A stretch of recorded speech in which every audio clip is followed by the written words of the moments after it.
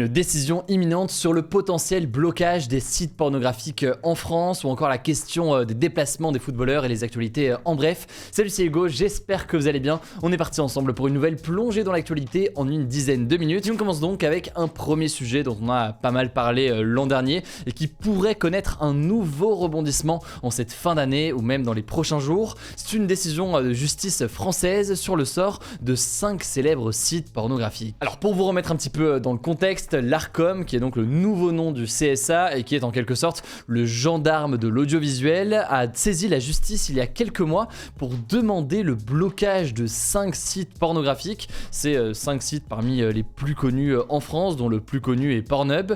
L'Arcom en fait reproche à ces 5 sites de ne pas suffisamment empêcher les mineurs d'accéder donc au contenu pour adultes. Alors attention, la loi française n'interdit pas la pornographie en soi, mais le code pénal par contre interdit d'exposer les mineurs à des photos ou à des vidéos pornographiques. Et puis surtout, il y a une nouvelle loi qui a été adoptée le 30 juillet 2020 et qui charge en fait l'Arcom, qui est donc ce gendarme de l'audiovisuel, de poursuivre les sites qui ne respectent pas le contrôle de l'âge de leurs utilisateurs et qui précise qu'en gros, simplement demander avez-vous 18 ans, oui ou non, c'est pas suffisant pour vérifier donc l'âge de ceux qui consultent les sites. Alors si la justice juge que effectivement les sites n'ont pas fait suffisamment pour empêcher l'accès aux utilisateurs mineurs, elle pourrait ordonner aux principaux fournisseurs d'accès à internet, donc Orange, Free ou encore SFR, d'empêcher les utilisateurs d'accéder à ces sites sur le territoire français. Alors en réalité, ce blocage il est tout relatif puisque beaucoup estiment qu'avec des VPN en fait ce serait possible de contourner cette interdiction,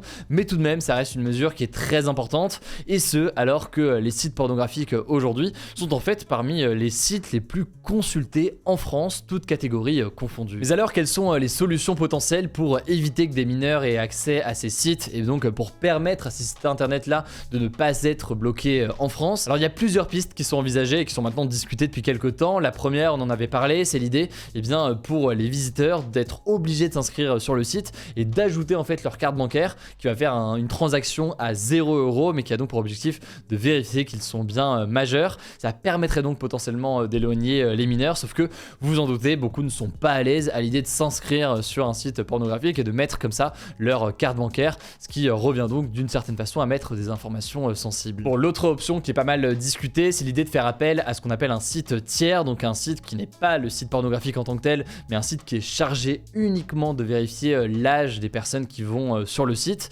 En gros, il y a plusieurs sites qui existent comme ça, comme HVerif, qui est une plateforme qui permet de le faire.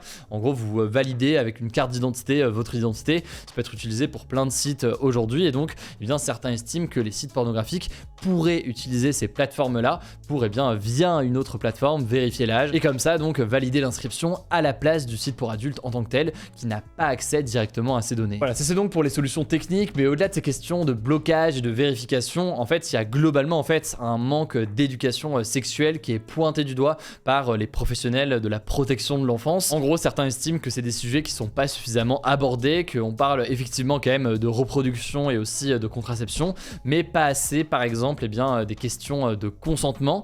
Certains spécialistes aussi pensent qu'il faut aller jusqu'à parler de ces risques liés à la pornographie à l'école, de sensibiliser donc sur la déformation potentielle de la réalité qui est possible dans ces films pour adultes. L'idée étant donc de bien comprendre que ces films-là, c'est pas un tutoriel pour avoir des relations sexuelles ou quoi que ce soit, c'est bien des films donc avec parfois toute forme de déformation de la réalité ou de ce qui se passe généralement, et tout ça c'est donc des points de sensibilisation importants. Bref, y aura-t-il un blocage? Là c'est dur de dire aujourd'hui, peut-être que des mesures d'ailleurs vont être mises en place. Dans tous les cas, la décision ne devrait pas être donnée aujourd'hui, ça peut durer jusqu'à la fin de l'année. Du coup, je vous tiendrai au courant de ce qu'il en est. Allez, on continue avec un deuxième sujet. On va revenir sur cette histoire qui a éclaté ce lundi soir en France après les propos de l'entraîneur du PSG, Christophe Galtier, ainsi que le footballeur Kylian Mbappé. Mais au-delà de la polémique dont vous avez très sûrement entendu parler, on va voir les différentes questions concrètes que ça pose. Alors, petit rappel du contexte très rapidement. Tout a commencé donc ce dimanche sur Twitter lorsqu'un dirigeant de la SNCF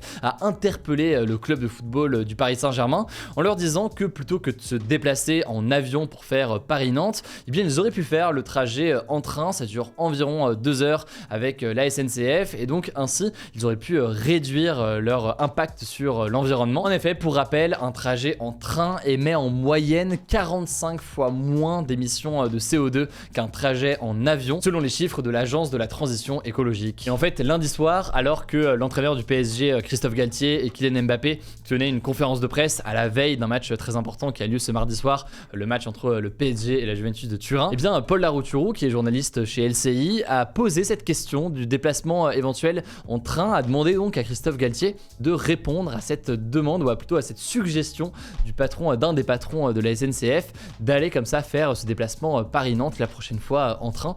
Voici donc ce qu'il a répondu.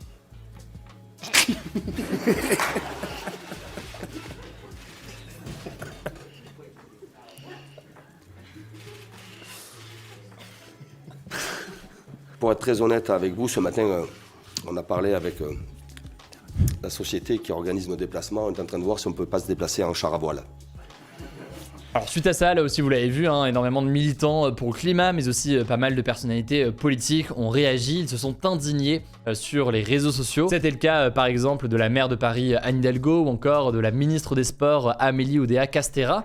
Alors au-delà de cette polémique, est-ce que le PSG peut réellement faire ses déplacements au quotidien en train plutôt qu'en avion? Alors la SNCF de son côté assure que c'est tout à fait possible, qu'elle peut affréter d'ailleurs des trains spéciaux pour un club comme le PSG. Des trains donc juste pour le PSG. De son côté, le PSG a réagi en expliquant qu'ils travaillaient, qu'ils étudiaient déjà la question, que ils recherchaient à comment privilégier le train sur certains déplacements éventuellement, mais que ça posait tout de même plusieurs défis importants, des défis en termes de confort, mais aussi de rapidité, de sécurité, avec des joueurs aussi importants pour d'ailleurs pas seulement le PSG, mais beaucoup de clubs français, et des questions aussi de logistique, puisque les trains ne circulent pas tard le soir après les matchs, contrairement donc aux avions et surtout aux avions privés qui peuvent circuler à n'importe quel moment. Et donc dans tous les cas, il y aurait des besoins d'avoir des trains très tard pour que les joueurs puissent rentrer après les matchs. Par ailleurs, au-delà de ces questions logistiques, certains estiment qu'avec le rythme des joueurs aujourd'hui,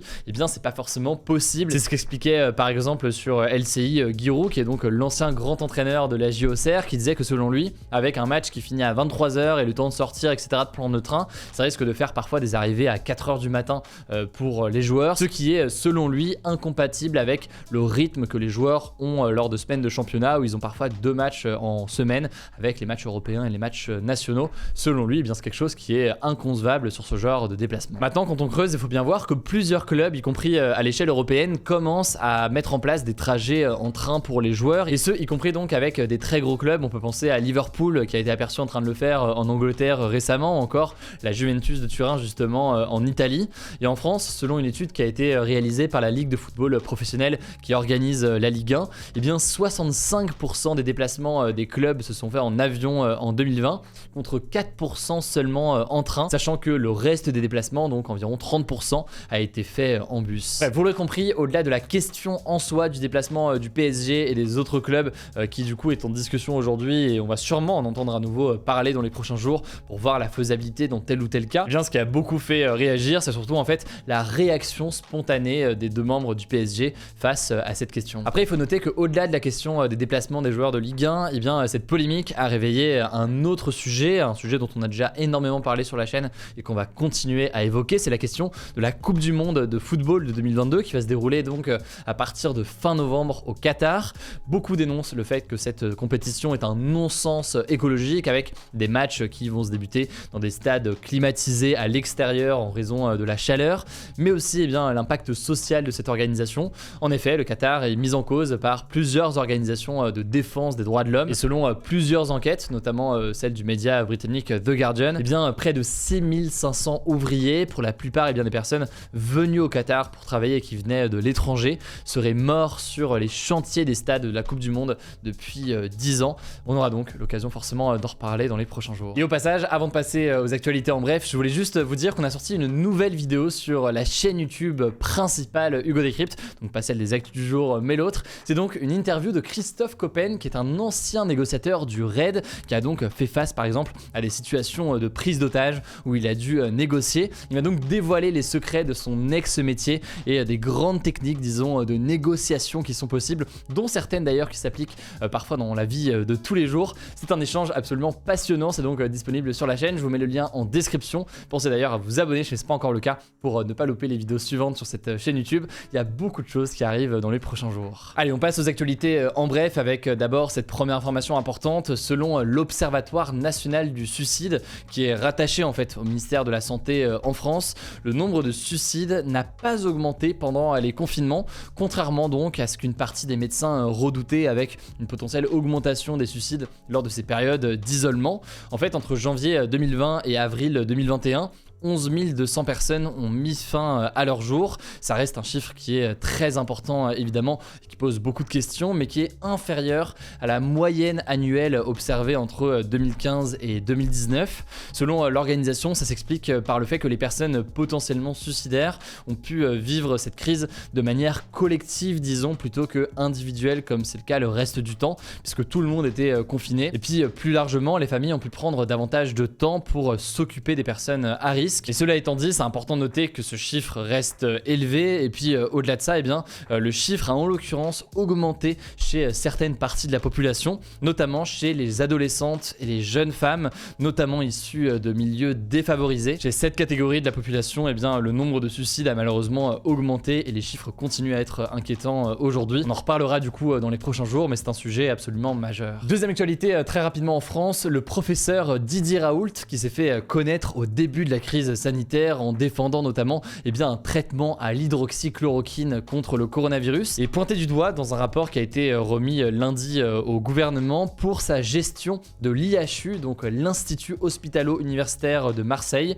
qu'il a dirigé en fait jusqu'à fin août 2021. Alors ce rapport administratif pointe du doigt de très nombreux dysfonctionnements au sein de l'IHU, notamment certaines pratiques médicales qui sont potentiellement interdites ou alors dangereuses pour les patients, mais aussi un management jugé très autoritaire du professeur Didier Raoult. Alors de son côté, le professeur Didier Raoult se défend, il dit être serein et assure, je cite, avoir fait ce qu'il pensait devoir faire. La justice en tout cas a été saisie par le gouvernement. On suivra donc ce qu'il en est. Très rapidement, troisième actu tech aujourd'hui, les prix des nouveaux iPhone 14 qui sont censés d'ailleurs être présentés ce mercredi lors de la fameuse keynote d'Apple. Les prix ont déjà fuité et c'est un nouveau record en l'occurrence. En fait, selon les sources du site spécialisé iPhone.fr qui a été relayé par pas mal de médias spécialisés, il faudra compter en moyenne 120 € de plus pour un iPhone 14 par rapport aux iPhone 13 qui sont sortis en 2021. C'est donc une hausse importante. Par exemple, le modèle entrée de gamme, disons, dont l'iPhone classique de 128 Go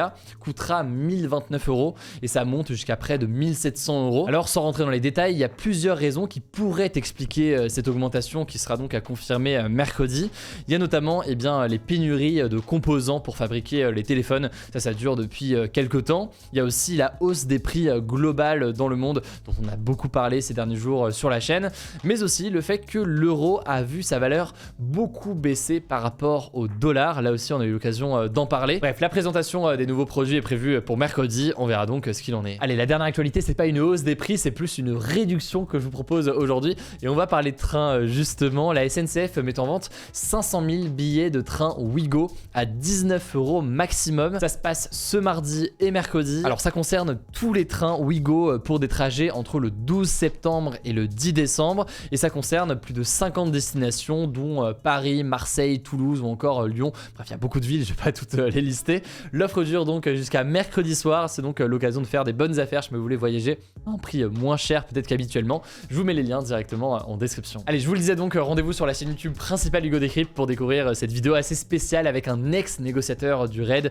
L'échange était passionnant, j'ai adoré faire cette interview là. Évidemment, pensez aussi à vous abonner si ce n'est pas encore le cas. Prenez soin de vous, prenez soin de vos proches et on se dit à demain pour une nouvelle vidéo.